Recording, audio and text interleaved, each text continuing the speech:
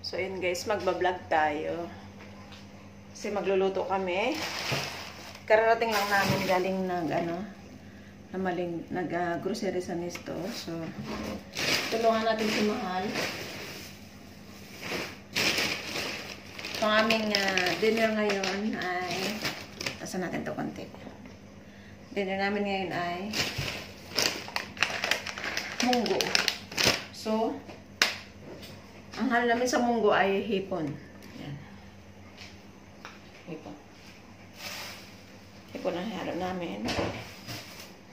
So, tapos, masarap din ito haluan ng alugbate. So, lahat ba ito alugbate, be? Ito lang ho.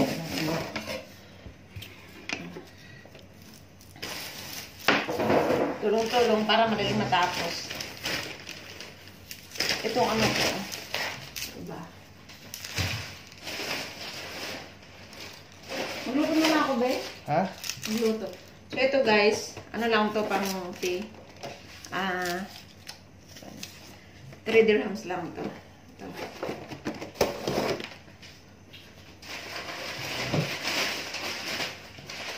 Tapos itong brown rice na to, 2 kilo, ano lang siya, 7 dirhams. So, mag-brown rice tayo para, hindi naman masyadong, okay. So, dadagdagan natin.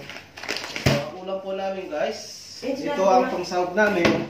Ito, bili namin isang, kalahating kilo. Kalahating kilo, which is 6.23 dirham.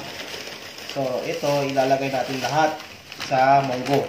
So, ito, bumili din kami ng bilis para in case na gusto din namin bili ng munggo. Pwede rin ito sa munggo. Pwede rin yung prituhin.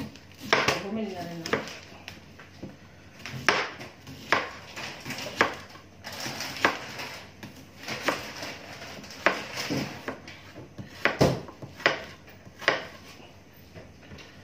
So, ayan. Olive oil ang gamit natin sa pagluluto. Itong olive oil, tinanggal na yung laman, sinali na sa kabila dahil hindi kasi sa cabinet kasi mahaba. Ito. Okay.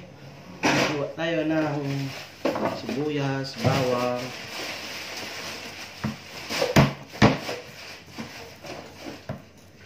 Guys, ito, ang nito, ang original price niya is 40, 45.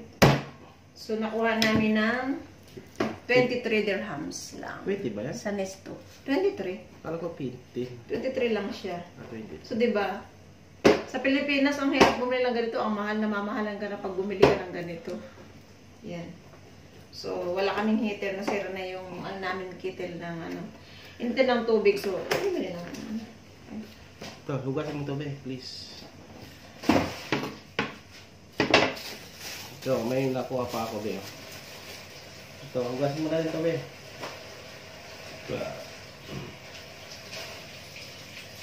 Si Mother Earth.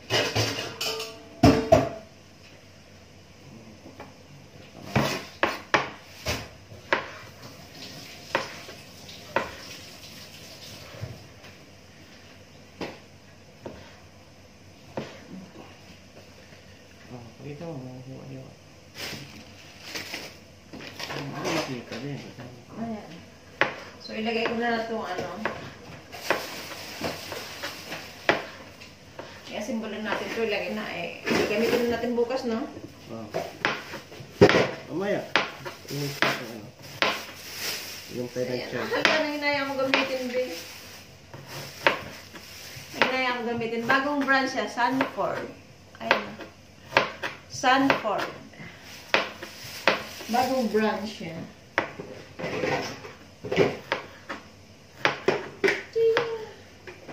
Yun, pwede na yan. At least may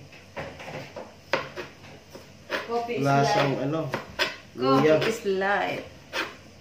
So, magsalang naman tayo ng bigas. So, ito guys, ihahaluan ko lang siya ng puti. At saka nito, hindi naman siya lahat ng brown. At saka, hindi rin lahat ng puti. Para, bawas ng sugar. Sugar, ito kasi, di ba, walang sugar to, di ba, wala tong sugar. So, yung white kasi, ma-sugar yun. Malakas ang carbohydrates niya. Kaya ito ang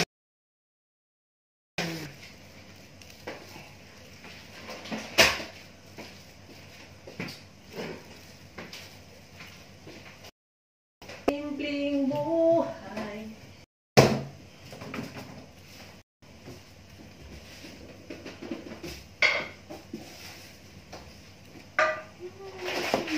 Masarap kaya ito, be. Ikuha natin, hiwain ito, be. Ayan. Ito. Ito ba? Ito. Ito.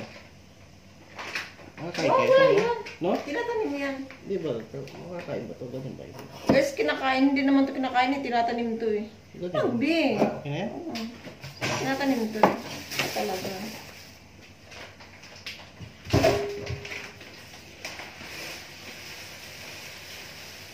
Ay, nasa sibuyas dahon, be. Hindi na kailangan yun. Sinisibuyas.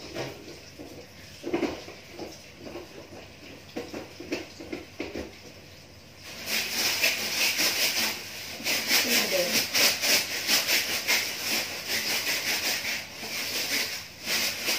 Okay, oh. Diba? Hindi siya naputi.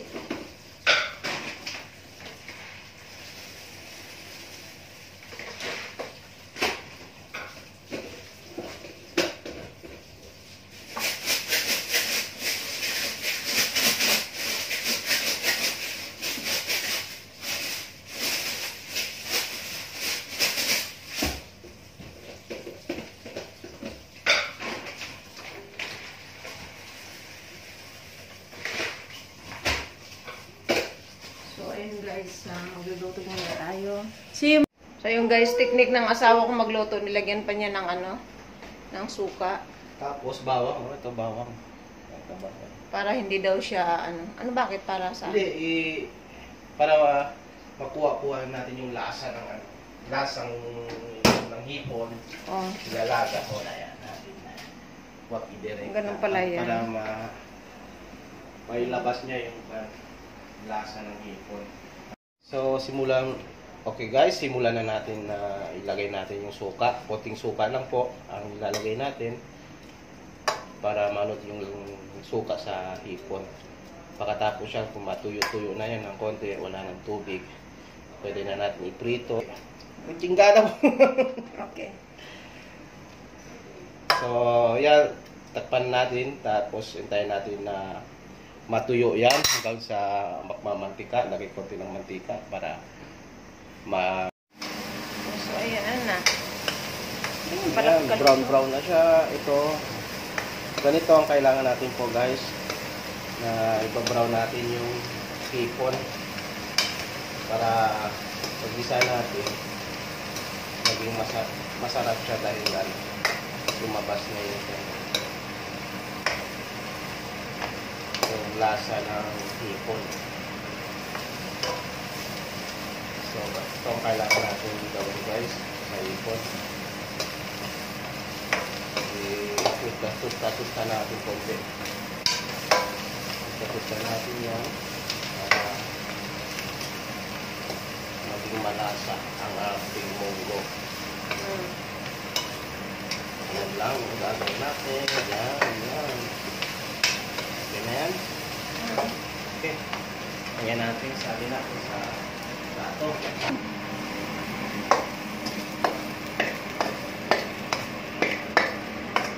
Yun. Tapos, igisa natin yung Sa mantika niya. Huwag ka na dyan.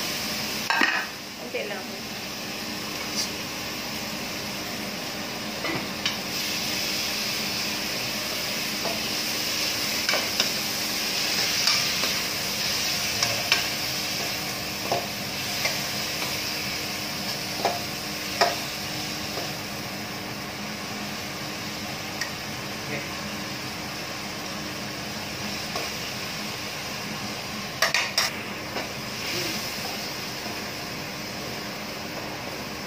Ayan na. guys, lagay natin ng munggo at yung hipon. Salo na natin para matimpla na natin yan. Ayan mo muna natin Pakulo natin yan.